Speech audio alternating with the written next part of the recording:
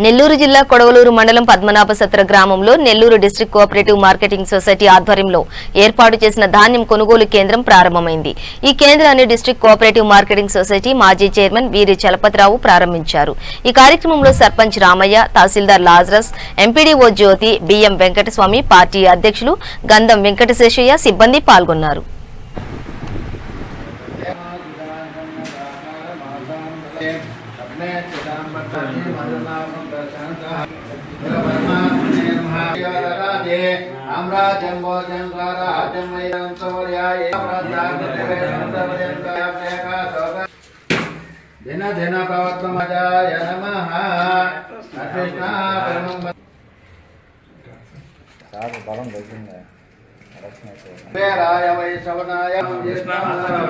కేంద్రాలు గతంలో ఏదో నామమాత్రముగా ఏదో పెట్టామంటే పెట్టాం, ఏదో ప్రభుత్వం తరఫున ఏదో కొన్ని కేంద్రాలు ఉండాలి కాబట్టి ఆ దిశగా చర్యలు తీసుకుంటూ గత పాలకులు కూడా రైతులని కొన్ని ఇబ్బందులకు గురి చేసిన పరిస్థితి మాకందరికీ తెలిసిన విషయం. కానీ నేటి ప్రభుత్వం, వైఎస్ జగన్మోహన్ రెడ్డి గారి ప్రభుత్వం, రైతుల ప్రభుత్వం, ఏ రైతు కూడా పండించిన ధాన్యాన్ని అన్యాక్రాంతానికి గురి కాకుండా, దళాల చేతుల్లో మోసపోకుండా గిట్టుబాటు ధర ప్రకటించి తద్వారా ధర స్థిరీకరణ నిధిని కూడా మన బడ్జెట్లో ప్రవేశపెట్టి ఎలాంటి ఇబ్బందులకు గురి కాకుండా ఒక మంచి రేట్ ఇచ్చేసి రైతులను ఆదుకోవాలి. అన్ని విధాలా ఇది రైతుల ప్రభుత్వం, రైతుల పక్షపాతి అయినటువంటి వైఎస్ జగన్మోహన్ రెడ్డి గారు రాష్ట్ర వ్యాప్తంగా ఎక్కడ కూడా రైతులకు ఎలాంటి ఇబ్బంది జరగకూడదని ఒక మంచి ఉద్దేశంతో రైతులకు ఎన్నో కార్యక్రమాలకు శ్రీకారం చుట్టడం జరిగింది.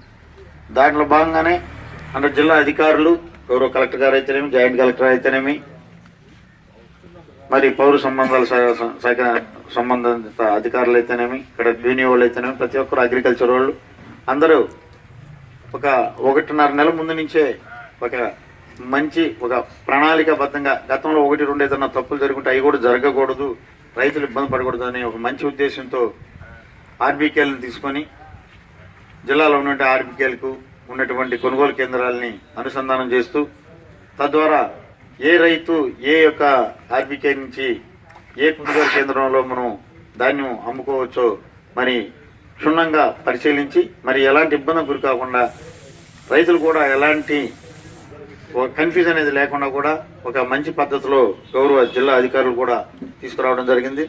దాంట్లో భాగంగా ఇప్పుడు కూడా మన మండలానికి వస్తే ప్యాక్ ద్వారా అయితేనేమి, మరి ఏఎంసీ ద్వారా, డిసిఎంఎస్ ద్వారా కలిసి మొత్తం 5 ఉన్నాయనుకుంటా. ఇవన్నీ కూడా కొన్ని ఈ యొక్క ఆర్బీకేలు మ్యాపింగ్లో వేరే వేరే దగ్గర నుంచి ఒక క్రమ సంఖ్య లేకుండా ఒకటి, రెండోది వచ్చేసి మినిమం ఆర్బీకే సర్వేలు కావాలంటే ఒక 2000 ఏకర్స్ ఉండాలి. ఆ 2000 ఏకర్లు ఉంటేనే వాళ్ళకి ఆ యొక్క కొనుగోలు కేంద్రం బాగుంటుంది. అటు కాకుండా ఒక దగ్గరేమో 800 ఎకరాలు వచ్చేసి ఒక దగ్గరేమో 4000 ఎకరాలు చెట్టు ఉన్నది. దయచేసి రేపు అనుకోకుండా కూడా ఎల్లుండైనా సరే ఈ 5 ఉన్నటువంటి కేంద్రాల వారిని మరి ఆ యొక్క సంబంధిత అగ్రికల్చర్ అసిస్టెంట్ని ఏఓ గారి ఆధ్వర్యంలో అక్కడ ఉన్నటువంటి ప్యాక్కి సంబంధించినటువంటి ఇన్ఛార్జీలు అయితేనేమి, తహసీల్దార్ గారు, ఎంపీడీఓ గారి ఆధ్వర్యంలో అక్కడ కూర్చొని మరి అందరికీ ఇదిగా తీసుకొని మరి అన్ని ఆర్బీకేలకు కూడా అంటే ఇక్కడ సపోజ్ ఇక్కడికి కొత్త ఒంగోలు, ఎల్లాయిపాలెం